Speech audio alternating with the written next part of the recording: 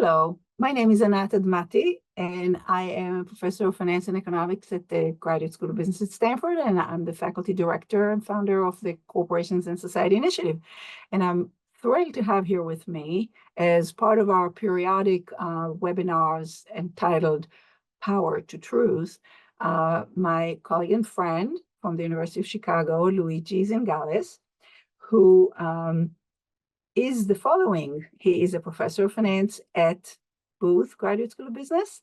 He is a faculty director of the Stigler Center for the Study of the Economy and the State, which deals, similar to CASI, with issues around the interaction between private sector and the government, and doesn't shy away from issues around politics and corruption and things of that sort.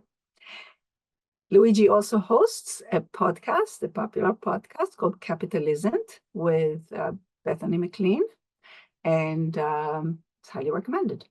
So welcome, Luigi. My pleasure. To Stanford, and I'm very glad we could find this time to talk. You and I are both finance professors in business schools. We've known each other for many years, and we find ourselves collaborating on some of the issues that I want to talk to you about. And the issue, as we might call it or refer to it, is in general the corruption of knowledge or the distortion of what we know.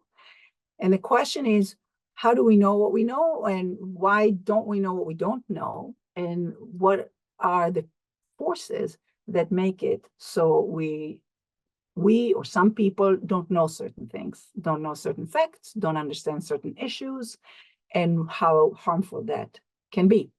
You wrote in particular about something that very few people are willing to discuss in our circles, which is, you could call it the economists' capture, but it's kind of academics' capture. Economists also when they're elsewhere in regulatory bodies or government.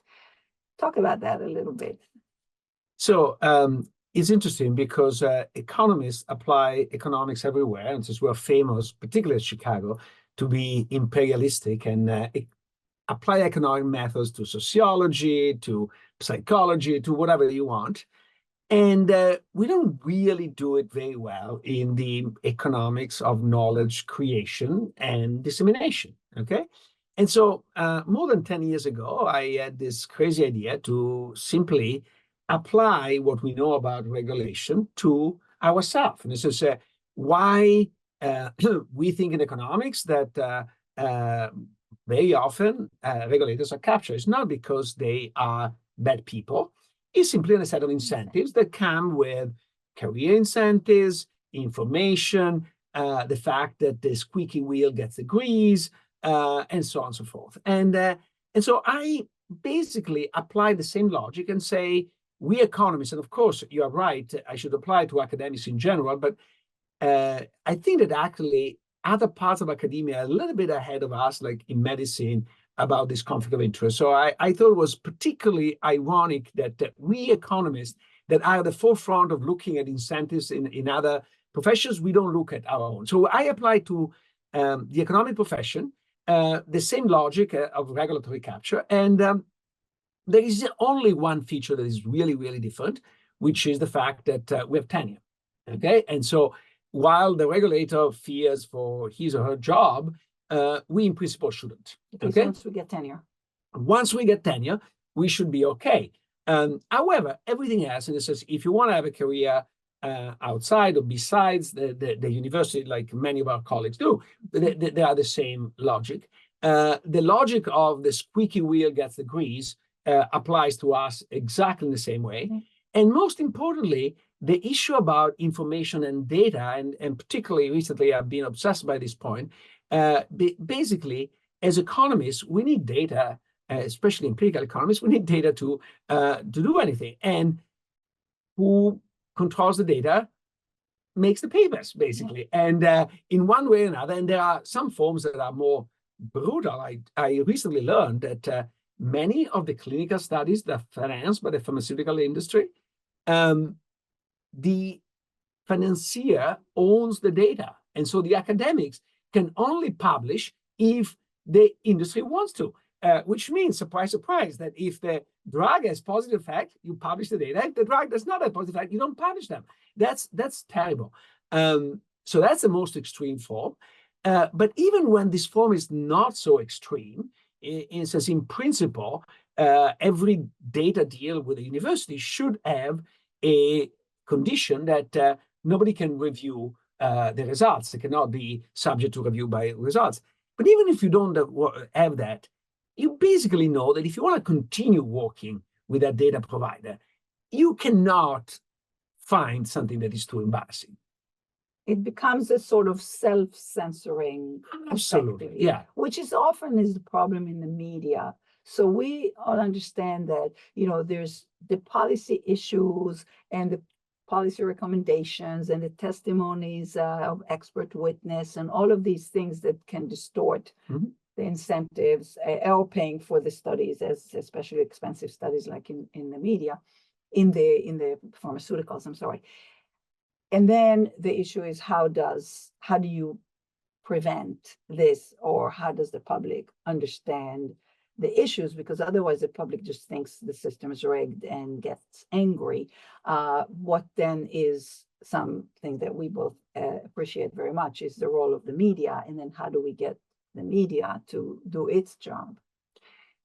Yeah, of course, is how we get the media to do its job. But first of all, how do we do our job? Right. Before teaching others, I think that we need to teach ourselves. And honestly, I think this is where we can learn a page or two from the good media training. Now, unfortunately, a lot of the media today don't have that training, but media journalists are used to deal with the sources, and they learn that nothing comes for free. So every source has an agenda. Now, that doesn't mean that the information that the source gives you is wrong. It might be, but it is not a guarantee that it's wrong. But it is guaranteed that you need to, first of all, understand what they are giving you the data, and two, see, can I verify or write something that I feel is the honest truth without conflicting with that agenda. I think that that's for the people who are younger,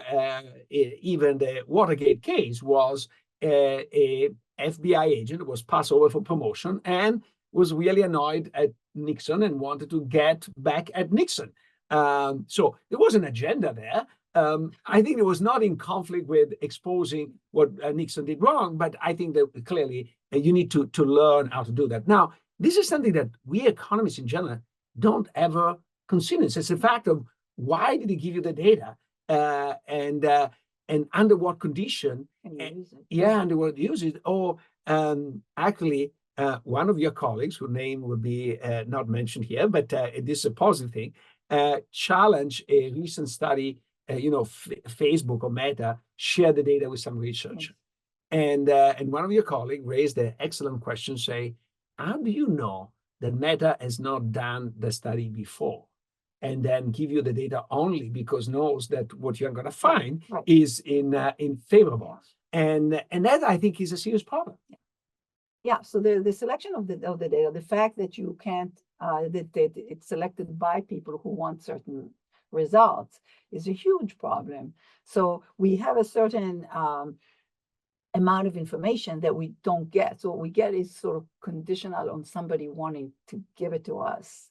And so that's where, this word agnotology comes in that I learned recently, which basically is like, why we don't know things and how do we know that we don't know, and all these epistemological questions. But also in reviewing the evidence, we need to be very much aware of this bias. But because they often say, oh, all the existing literature say X.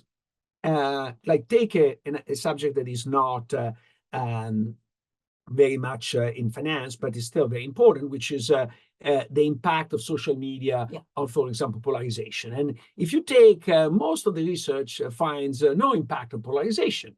And then you say, okay, but most of the research done with data is done with data of Facebook. And so at the very minimum, you should ask yourself the question, is this an objective view of the literature? Because there are certainly some research that has not been conducted because Meta did not want it to take place. And they, they and others were taking action against anybody trying to scrape data and all of that. So there's been clear evidence that they don't want unfiltered data absolutely. to be used.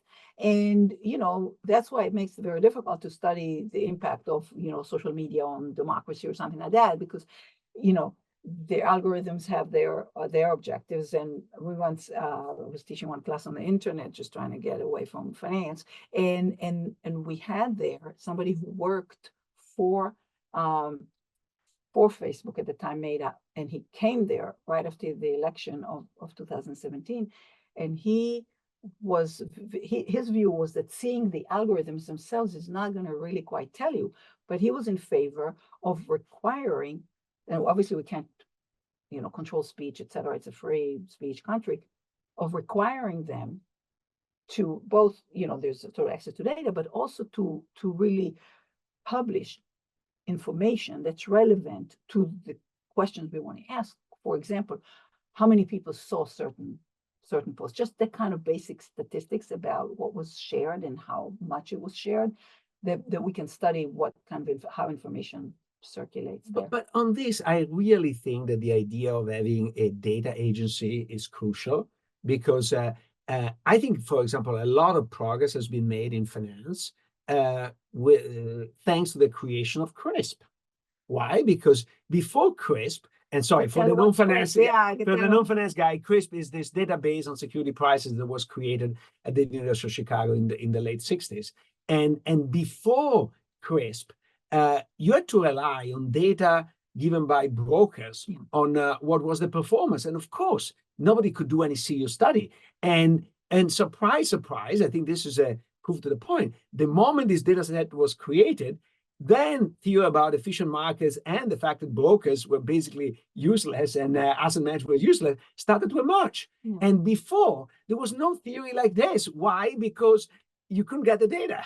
Yeah. So it's a huge problem. So there's the data issue, and then there is sort of the understanding and how it gets used issue, which is sort of part of knowledge. Mm-hmm. In other words, in order to do, good policy or any of that sort, you need both, you need an understanding. I mean, I'm a theorist, so you need to understand the theory that would help you, with data, know what's going on, and then appreciate, costs and benefits of different things and all that. So there are many places where somebody can meddle with that knowledge, all the way to, what the public thinks is good and bad. Actually, we're trying to get at this question with a couple of colleagues. We had a questionnaire that we made to faculty, but also to ordinary human beings, etc., where you present a result, and then you disclose that there is a conflict of interest, and how much do you update on the result? Because if I tell you that Pontryagin is a famous Russian mathematician, was a communist, you don't change your view of the Pontryagin principle, because there is a demonstration in math, and if you understand the demonstration, the proof you're in economics, especially in empirical work, there is a lot of stuff that goes on, and now the sausage making. And what I discover, because when you don't know science, so you look at from a distance, it looks more pure than it is. So I always thought that medicine was this gold standard with a randomized trial, etc.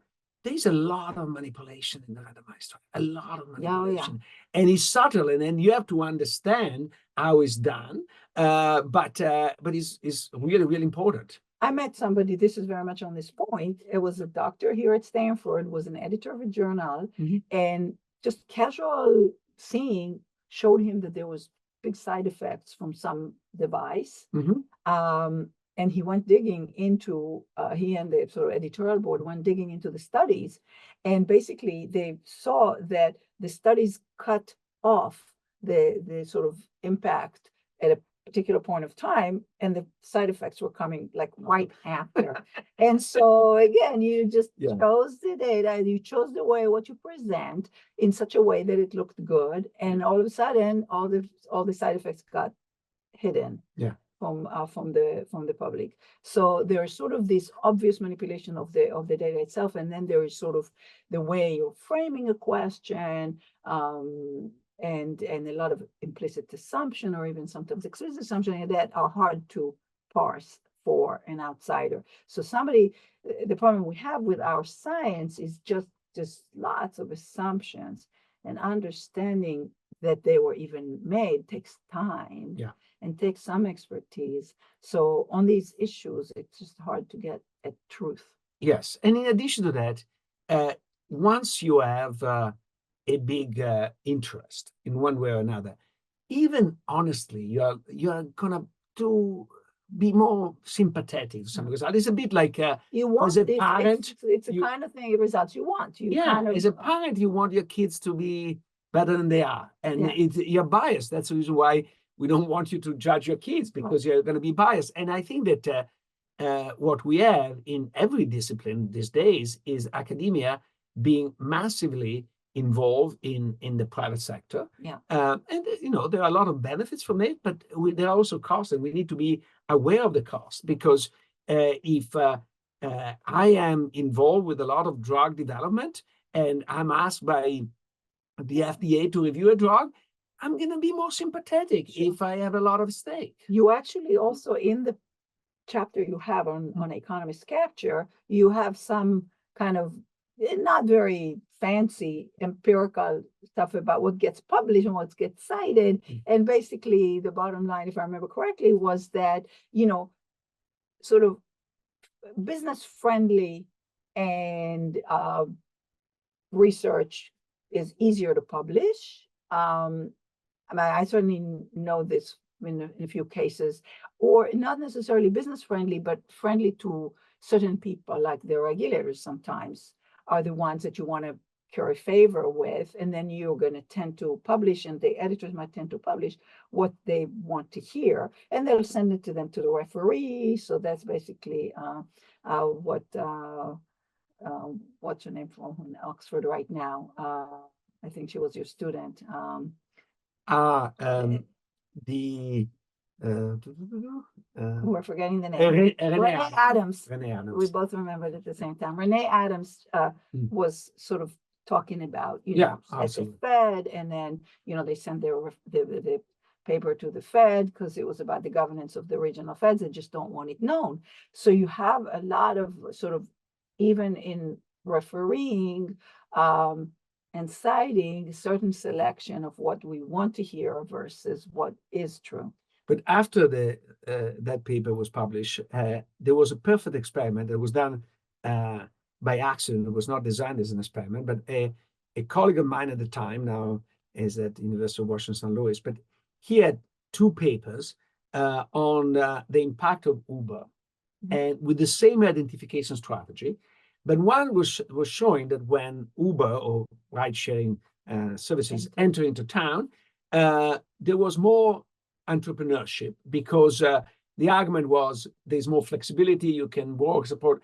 The other, there were more fatal accidents, okay? The paper with entrepreneurship was accepted at JFE first round. Boom, like no question asked. And the paper about the fatal accident had an enormous trouble getting published. I think now is something like Operation Research or some remote, because he went through every economic journal, every finance journal. They don't want to hear it. They don't want to hear it. And of course, they defend themselves that the identification strategy is not perfect. But it's funny that when you reach the right conclusion, it's not a problem. Right. But when you reach the bad conclusion, it is a problem. Exactly. So the scrutiny that happens, and some really bad models because people like what they show. So it's kind of the usual thing. You're easy on results you like, and you're tough on results that you don't like. But actually, on this basis, I try to establish, maybe you help me establish this, what I call the Sherlock Holmes principle. Why? Because there's a famous novel of the dog that didn't bark. Okay. And so I said that, look, it's true that this identification is not perfect. However, given that there is this prima facie result, Uber can easily check on his own whether this is true or not. And we know for a fact that if the result was bluntly false. They Uber have would have incentives. refuted. So we give them a year. Okay, I gave them a year. After a year, they did not refute it. Hence, that result must be true. So the Sherlock Holmes principle There is is that if incentives, they yeah. don't bark and they have the data to bark, means that the result is against them. Right. So we oftentimes don't do that exercise Yeah. precisely. So we're not seeing the full picture of how the information comes to us, and then all the things that can happen and do or don't happen around it. So that's the kind of all the censoring Yeah. and others of the way. And so it's studies are. important in a literature review, because now even in economics we start to have a meta studies. Yeah. And when you do a meta studies, you have to think about this issue. And the dog that cannot bark because the owner cut the throat of the dog and he couldn't bark, or because there is nothing to prove. Yeah. Nothing to worry about. Yeah. So in other words, it's a little more complicated than, oh, they showed X. Yeah.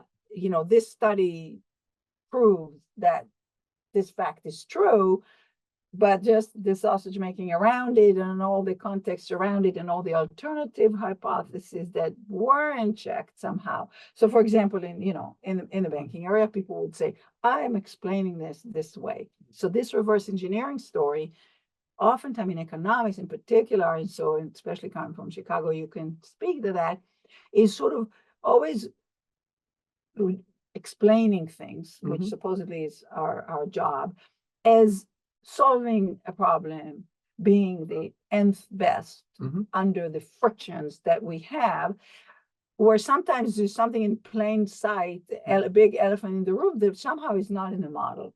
And so the explanations that we see it, despite it being inefficient, just get the treatment that you were talking about, like the Uber accident. We don't want to hear those explanations We don't because want to they're hear not convenient for them, Exactly. for our ideology, for our view of the world, that the world always solves problems in the best way. Yeah. So you agree that that's an issue. It is an issue. And the other issue that is becoming bigger, I think, thanks to social media, is that there is kind of a benefit if you develop a brand in being something. And so I am the defender of the free market, or I am the one that sees the benefit of banks. And once you develop that brand, you stop being a researcher, because a researcher should be able to tell that sometimes things go in the opposite direction. Right. So it's unlikely that if I study private equity, I always get a result in one direction or always in the other direction, because sometimes might be good, sometimes might be bad. Now, might be more bad than good or vice versa. But I think the consistency of results across studies of the same author is a bit strange. Yeah. And there are also commentators in media and media outlets that are just incredibly predictable. Like, that everything's going to be judged in the very same way. Yeah. And I have in mind people, I won't mention names, so that you can anticipate that if they take a topic, they're going to come down one way, and you might as well assume it and not spend time. Yeah, but the point is that that consistency is valued tremendously. Number one, in litigation, because people go to you because they know. Expect what? Exactly. And so you're an expert, but you're an expert with one answer, and it's always the same answer. And number two, also in media, because they want at the New York Times the position of somebody with is either X or non-X. They don't want somebody that one day say X and the next day say, maybe actually there is some element of X that is correct. Yeah. So, we have expertise, but we also have a world right now with expertise not being trusted. And our concern is that has sometimes, it's correct to be concerned about some expertise sometimes. It's good to be skeptical. It's good to be skeptical. I think that we don't want to go to the extreme of saying that everything that academia says is wrong, etc. And we both spend more years than we want to admit in this business. Yes. And I still love this business. I think that is the best I could possibly do in my life. So I'm not regretting having here. And there are an enormous number of smart people doing a lot of interesting work. I think that what we need to be careful is to, first of all, eat a little bit of our own medicine, because we think that other can be distorted by incentives, and economists particularly so. And then use economics, and this is to sort of the production and distribution of knowledge, because I think it does impact that process. Exactly. So I saw that when I started opining on policy and things like that. I was told, and I mentioned this to you before, that economists want to feel important. And so sometimes it's sort of this, somebody wants what I have to say. So then they start liking it too, because they get reinforced by people wanting to listen to them without reflecting on why these people want to hear a particular message. Oh, absolutely. I think that you get a lot of feedback about your research, and some is from your colleagues, but some is from the world at large. And so it's only natural that you do more of what you get reinforced until you stop and think. And that's what my suggestion is for all academics, and do a little bit of introspection, say why my work is popular, right? And whose interest this work is serving. Exactly. And if you understand and you are okay with that, be it. But at least you are aware that what's going on, that they don't love your model. They love the consequence of your model, and they push it because it's really functional to a particular agenda. Yeah. So I mean, I think that economists sometimes don't take seriously the work of social psychologists or other, but I think that's here part of what we're talking about is in the sort of motivated reasoning and sort of deceiving yourself and maybe others not knowingly. So there are sort of innocent explanations of why people sort of convince themselves that something is true, because it works for them to be saying it, and the others understand it. So then they don't have incentives to question. So it's like when you are skeptical, you have to be skeptical of your own incentives too. So that's difficult, but I think that fortunately for academics, we actually have time. And especially tenured academics to actually. And we have tenure. I think that tenure is very important. And honestly, sometimes I'm embarrassed that tenure exists. And the only justification, in my view, is precisely an element of freedom to speak. And I think that if we don't use it, we deserve to lose it. So I think that if we are not more vocal in challenging, we are basically paid. Exactly. We are the only few people who are paid to do that. Right. To actually, to cite your book, is to shout that the emperor has no clothes, right? So I think it may have even been after my interview with Capitalism. Somebody sent me an email out of the blue saying, "How come Stanford didn't fire you?" Really? Yeah, because of supposedly donors or somebody who's not going to like what I have to say. Wow. And I have incidences in which I heard that the previous dean told people who grumbled about some of what I say, and he told them that was the perfect answer for an academic person to say, if you don't agree with what she says, I'm sure she'll engage with you. Yeah, which is true. Yeah. So it's like, instead of this sort of nasty pressure, do people actually engage? So that's what we should encourage. If you have a thing to say, then say it. But my response to the person was, thanks for tenure. They can only do so much, but it's kind of hard to fire me at this point. So that gives me a lot of freedom, which I really, really appreciate, because I've befriended people who spoke up when they were in a regulator position and they got lobbied out of the position, which was a punch to my gut in one particular case where a person lost his job for speaking up. Wow. So I had in class a whistleblower who lost his job. We have cases with non-disclosure agreements and other legal maneuvers that silence people. Yeah. So there is a lot of silencing of people. The people who have freedom to speak, like academics, are really privileged in Yeah. that way, but they forget they're privileged. So I think they're both reflecting on the fact that we can say what is true Mm-hmm. and without fear, and that and the awareness of our own biases is really kind of, I think, what the takeaways The minimum we can do. Yes. Thank you so much, Luigi. That My was pleasure. great. Anytime. Okay. Thank you.